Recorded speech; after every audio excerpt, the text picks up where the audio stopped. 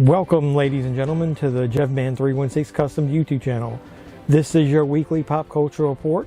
I'm your host, as always, JEFFMAN316, your pop culture reporter. There's too much going on in the world for this pop culture reporter not to make comments on it. That's what we're going to do. We're going to hit up topics like DC. Did they ruin their movie with the Batman clip that was released? Morbius. Did they ruin their movie with the clip that was released? We lost a legend in wrestling this week, and we also lost another legend to retirement. We're going to talk about that, and then I'm going to close out the video with just a couple other news nuggets. So before we do that, like, comment, subscribe, share. Keep this channel going. We can only do it with great support from great people like you. So what are we waiting for? Let's get right into the report. Let's go.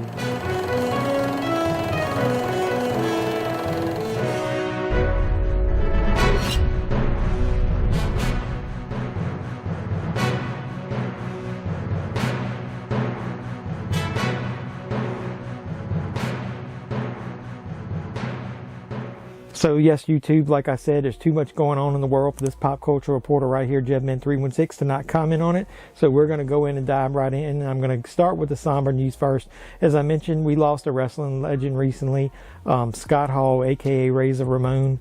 He passed away over the last couple weeks. I haven't really commented on it on the channel. There was an unboxing of a Pro Wrestling Crate loot box that I did, and I went ahead and put a tribute in there to him because there was a art print that they had in the box. But I'll just let you know, I was never a super Scott Hall fan, especially Razor Ramon.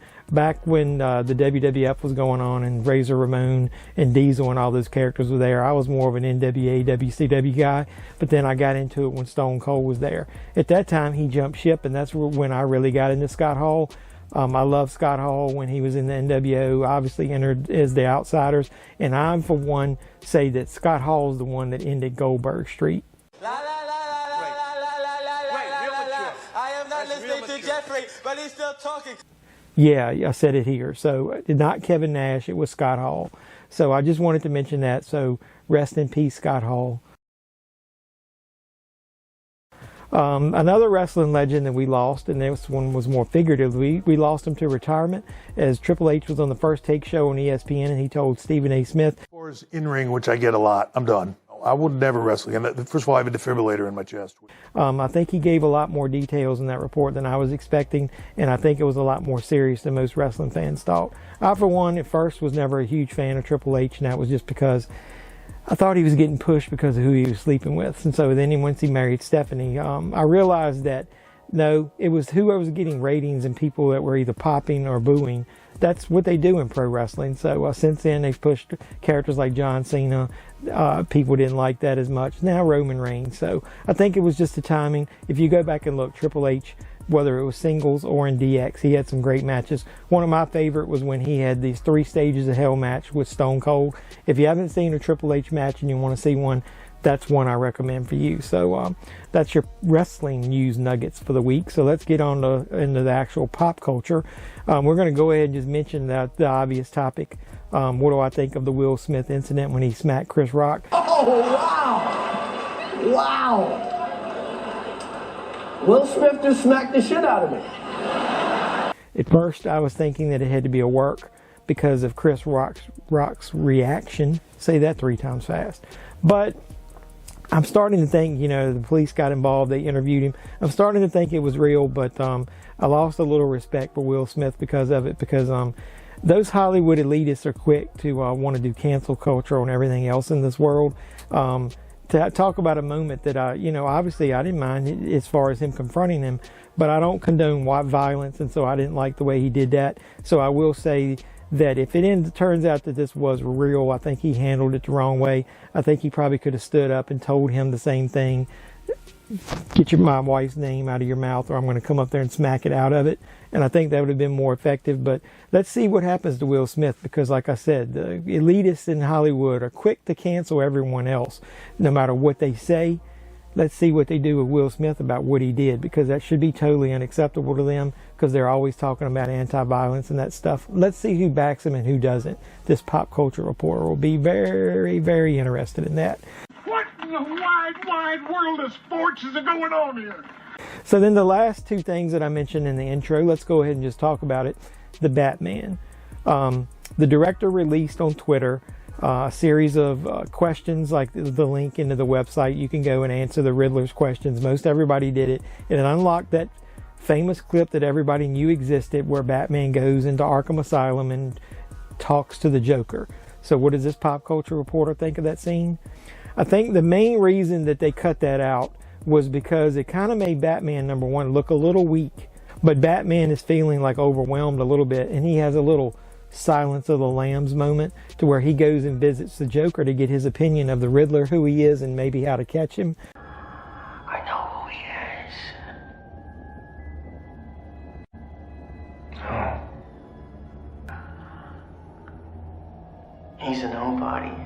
Wants to be somebody.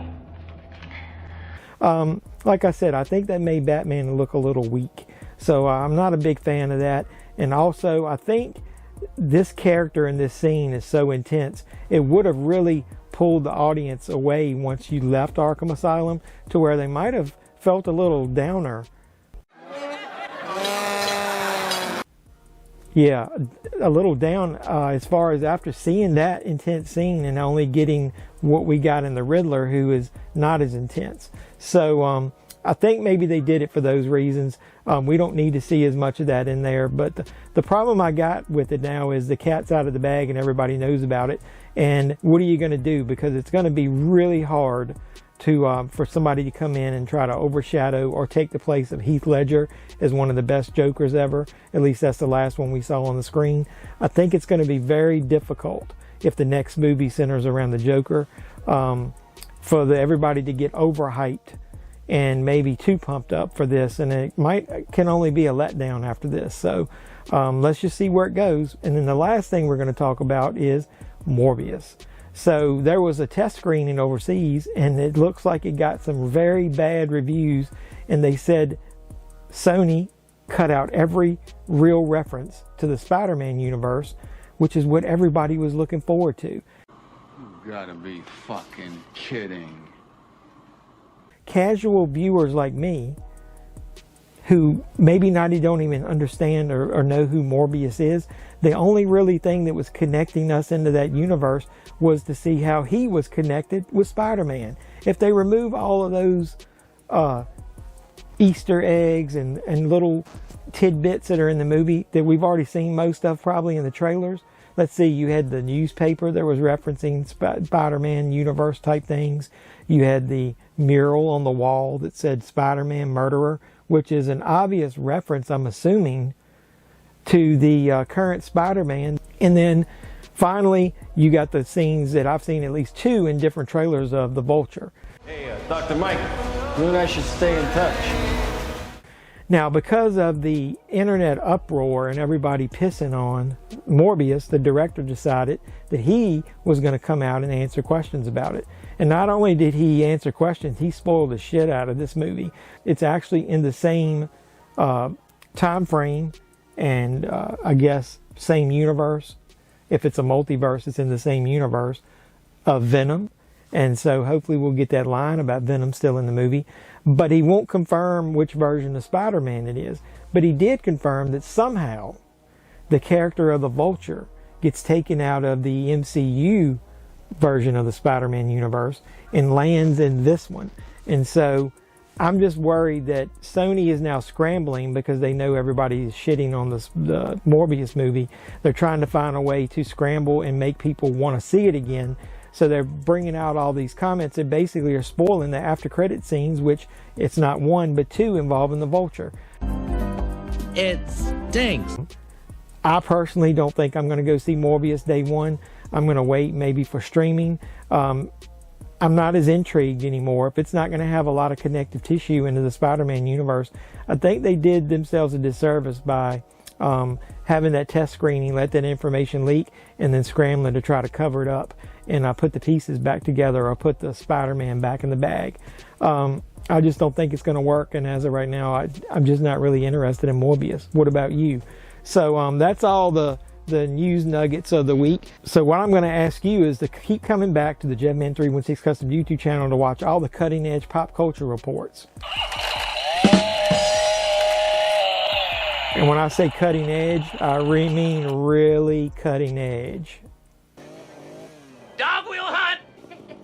Dog will hunt.